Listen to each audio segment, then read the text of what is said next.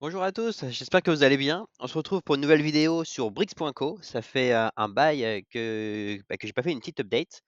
Donc on va voir tout ça. Aujourd'hui, on va se concentrer sur janvier et février, mais surtout en fait sur 2024, voir ce qu'il en est. Alors une petite news. Alors en décembre, Cédric avait fait un petit live. Donc je crois que c'était que pour les actionnaires, je suis pas sûr. Mais en tout cas, il avait répondu aux questions. Globalement, je me souviens très bien que les gens n'étaient pas heureux, hein, au global. Euh, le ton était un peu chaud. Il avait annoncé qu'apparemment il y avait deux personnes qui travaillaient à temps plein sur les immeubles en royalties. Et alors, je me souviens de ça. Il faudrait que je re-regarde le live pour voir vraiment plus en détail. D'ailleurs, je pourrais peut-être vous faire une vidéo dessus pour vraiment prendre les key points. Globalement, il disait il y a au moins 10 immeubles en vente, comme Immeuble du Sud, etc. Mais que le marché était très défavorable en ce moment. Globalement, là, s'il le vendait, on perdrait peut-être 30%. C'est là où les gens lui disaient, bah, tu vois, il y en a qui font ton travail. Parce que ça veut dire quoi? Ça veut dire que peut-être potentiellement, on les a achetés trop cher, en fait, les immeubles. On les achetait au pic. Et donc maintenant, soit on les revend avec une plus-value, une grosse plus-value, ou alors il faut attendre. Pour ça, effectivement, il a reconfirmé qu'il voulait arrêter, enfin qu'il voulait vendre en fait ces immeubles-là. Mais par contre, l'horizon, c'était pas forcément l'année prochaine, quoi. Il s'était engagé pour les garder 10 ans. Là, ça fait quoi, 2 ans, 3 ans. Vous voyez, il y a encore un peu de temps. Voilà, il nous a dit qu'il allait peut-être, qu'il avait des offres et qu'il allait nous donner des offres pour voter. Bon voilà, à ce jour, j'ai rien vu venir. Il y avait ça et puis il y avait une question sur il y avait des gens qui, à mon avis, ils étaient vraiment désespérés et donc leur but, c'était de vendre les briques coûte que coûte et vous rappelez à l'époque, c'était plafonné à 30, à moins 30. Et donc il disait: «Bah, voilà, techniquement, c'est possible». Après, il disait, que voilà, si on les vend à moins 50%, moins 60, moins 70%, faut pas oublier que derrière, il y a quand même un immeuble, il y a de la pierre. Hem, donc voilà. Suite à ça, en fait, bon, je vous avoue, je suis pas très présent sur Brix. Et là, hier, j'ai vu, en regardant les données, pour préparer la vidéo, que maintenant, on peut aller plus loin que moins 30%. Là, j'ai vu plusieurs fois du moins 38%. Je vous ai fait là un petit screenshot là, qui date d'aujourd'hui. Voilà, bah, dites-moi en commentaire si ça vous, je sais pas, si ça vous avez eu le déclic là, ça y est, vous allez acheter à moins 40%, ou au contraire, voilà.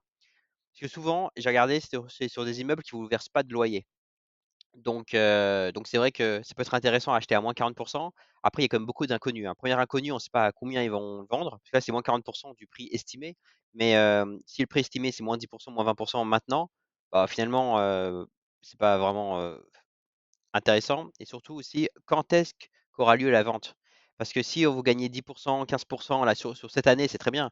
Mais si c'est dilué sur 2 ans, 3 ans, 4 ans, bon, au final, c'est quand même moins intéressant, je pense. Voilà pourquoi, moi, de mon côté, je n'ai pas acheté des immeubles et j'ai pas trop l'intention. Ici, je vous ai mis c'est les anciennes slides, parce qu'à l'époque, on en avait vu qu'il y avait des nouvelles ventes en cours, ils avaient annoncé. Finalement, j'ai regardé, il y a rien d'extraordinaire, il y a pas eu d'update, donc c'est toujours en vente. Donc là, vous avez un peu Roger Salengro, vous avez Capitaine Ferrand. Bon, on verra, mais en tout cas, j'ai pas vu d'update croustillante là-dessus.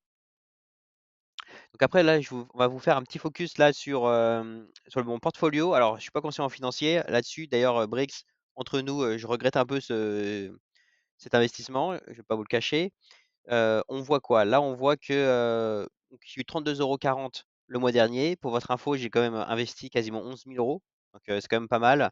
11 000 € à l'heure actuelle, ces 11 000 € sont bloqués et sans fin. Moi, c'est ça qui me plaît moyen maintenant. C'est-à-dire que vous voyez, par exemple, sur la première brique, tout ça, ou même sur le nouveau modèle de Brix, finalement, c'est des contrats. Vous avez une durée de fin. Vous savez quand est-ce que ça va s'arrêter, l'agonie, j'allais dire, s'il y en a une. Là, Là, voilà, je suis engagé. Si je vends, je suis à moins 30, moins 40%. Tout le monde veut vendre. Donc, c'est pas intéressant, il faut garder. Mais le problème, c'est que d'année en année, les performances se dégradent. Donc, on va voir les graphes, hein, de toute façon. Enfin, ouais, ça parle d'eux-mêmes. Après, au global, je suis quand même à 3,6%. Si on se base sur 32 € par mois. Ça peut être intéressant, mais là, vous voyez, décembre, j'étais à 25. Donc, en fait, on ne sait jamais trop. Je dirais peut-être, on est peut-être entre 2,5 et 3,5, je sais pas, ou 2,5 et 4. C'est pas extraordinaire, hein. On a quand même beaucoup de placements, même en bourse, qui vous donnent beaucoup plus. Et le gros point noir, c'est vraiment la liquidité, quoi. Là, si on veut vendre, on peut pas. Alors que même en bourse, on pourrait vendre en un clic. Voilà. Au niveau communication, Brick, donc eux, ils sont plutôt très bons, hein. D'ailleurs, si vous êtes inscrit à la plateforme, vous devez recevoir des emails très fréquents en disant vous êtes géniaux, vous avez financé ça en 30 secondes, etc. Donc très bonne communication, ça faut le reconnaître.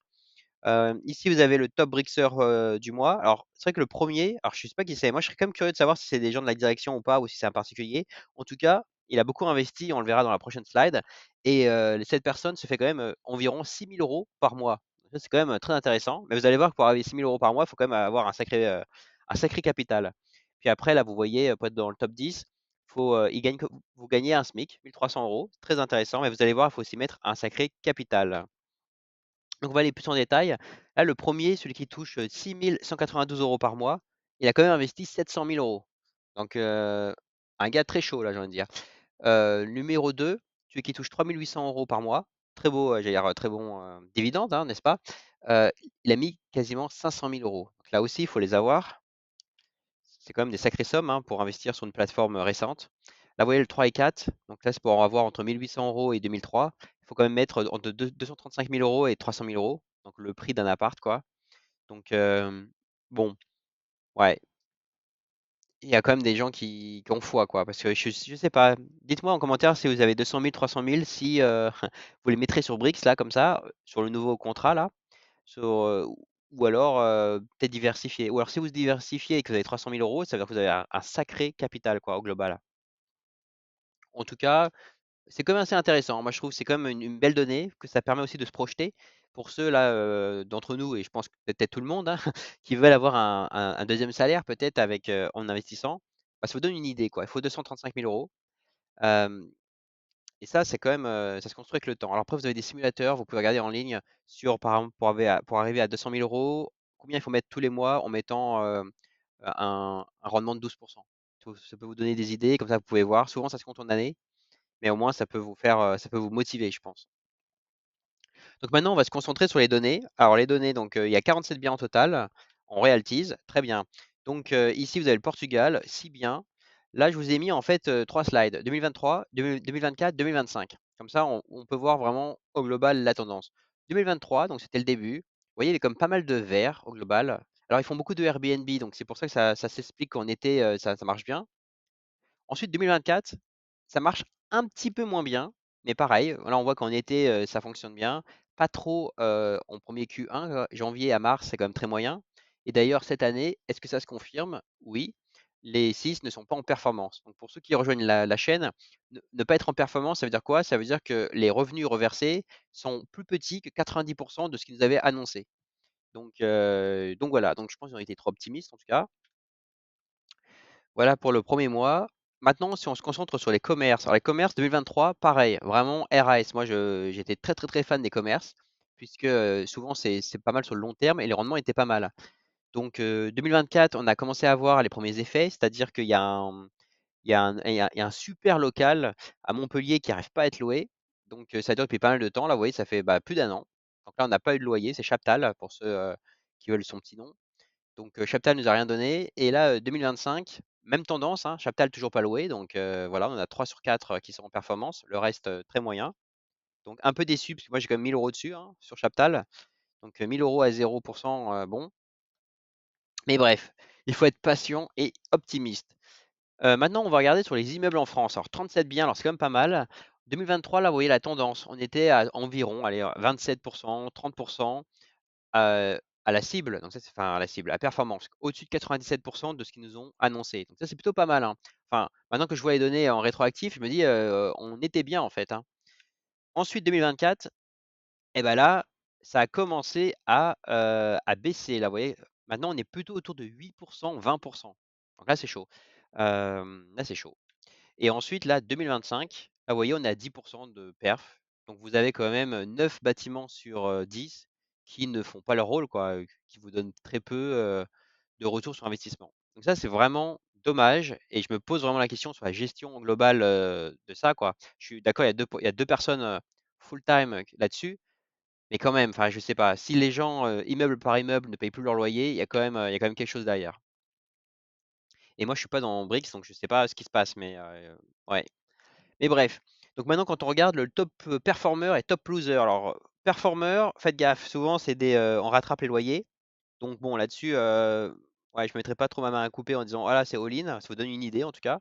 Top loser, vous voyez, ben, sans surprise, hein, de toute façon, ouais, elles sont, vous avez quand même 14 immeubles sans revenus.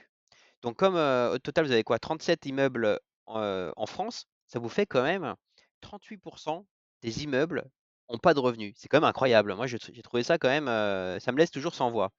Parce que c'est quand même c'est énorme, quoi.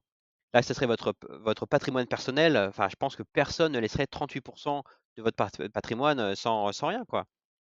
Donc là, il y a vraiment un truc. Donc bon, on verra les prochains mois. J'espère qu'ils feront des ventes. Comme ça nous permettrait comme ça d'élaguer. Mais bon, après, quand on regarde le taux de vacances et impayé, alors j'essaie de faire de mon mieux, j'essaie de le faire en fonction de leurs commentaires. Vous savez, en dessous de chaque immeuble, ils vous disent, voilà, il y a eu 3 impayés, il y a eu 2 logements vacants, 3 en rénovation, etc. Donc j'essaie de, voilà, de prendre ces données-là. Ça vous donne ça. Donc vous voyez que et ça s'explique. Là, on voit que déjà qu'il y a au moins 30% de vacants. Donc c'est énorme. Et vous avez 10%, entre 8 et 10% qui ne payent pas. Donc, enfin, qui ne payent pas. Il y a des impayés. Donc peut-être sur un mois ou partiellement impayés. Mais en tout cas, ça vous donne une idée. Il y a quand même 40% en gros voilà, de revenus qu'on n'a pas. Donc ça s'explique. Mais ça, c'est la même tendance, hein. Là, 2024, 2025, vous voyez, là, on est reparti pour pareil. Donc bon, on verra. Un peu déçu quand même. Ici, vous avez un graphe. En fait, sur ce graphe-là, que ça vous donne la vue sur l'année. Ok. Donc là, à gauche, en fait, ce qu'il faut comprendre, c'est que donc là, j'ai sélectionné valeur initiale égale 10 euros. Donc c'est une brique égale 10 euros. Ok, on a investi. Imaginons.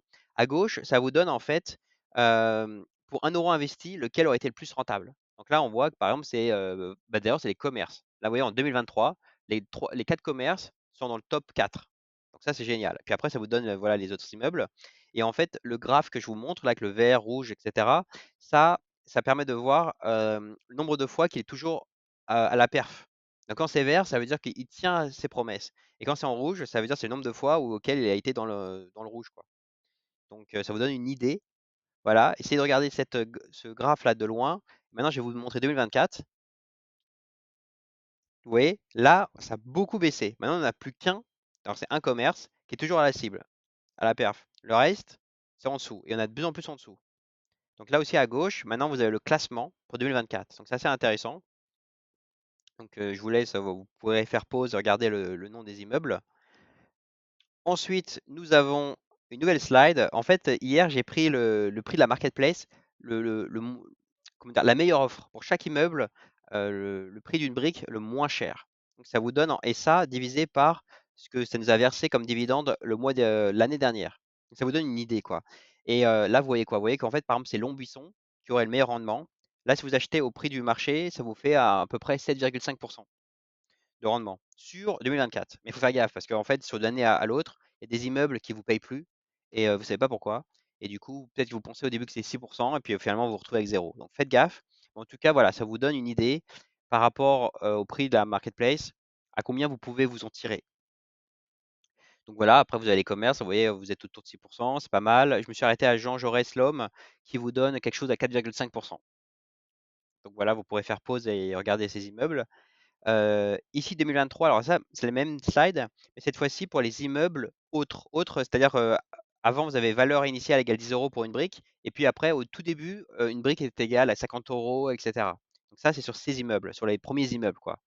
Donc ça, vous avez la slide pour 2023. OK. Maintenant, la slide pour 2024. Là, vous voyez, ça a quand même beaucoup baissé. Alors, j'ai oublié de changer le titre, c'est vraiment 2024 toute l'année.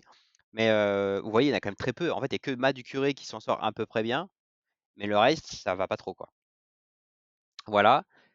Pareil, je vous ai fait les prix de la marketplace. Si on fait une corrélation. Donc là, vous voyez que Maducuré, ceux qui s'en sortent au mieux, on est à 4,8%.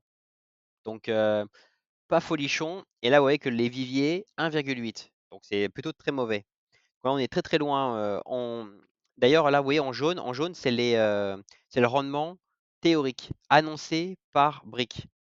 Donc, vous voyez, c'est plutôt pas mal. Enfin, on est plutôt très loin. Mas du Curé, on s'en sort très bien, on est au-dessus. Pourquoi? Parce que beaucoup de gens veulent vendre. Donc, c'est pour ça que le prix de la brique est en dessous. Et par rapport au loyer qu'on touche, on est un peu au-dessus. Maintenant, 4,8, quand vous pouvez faire du 10-12% sur d'autres plateformes ou même sur Brix avec les nouveaux contrats, bah voilà, ça vous donne une bonne idée. Heu, voilà, voilà, bah, dites-moi ce que vous en pensez. En tout cas, voilà, j'ai fait une petite update, rapide puisque, très vite on aura les loyers pour février. Donc on aura une nouvelle update, début mars. Donc je vous souhaite, tout le meilleur, pour cette nouvelle journée et puis à très bientôt.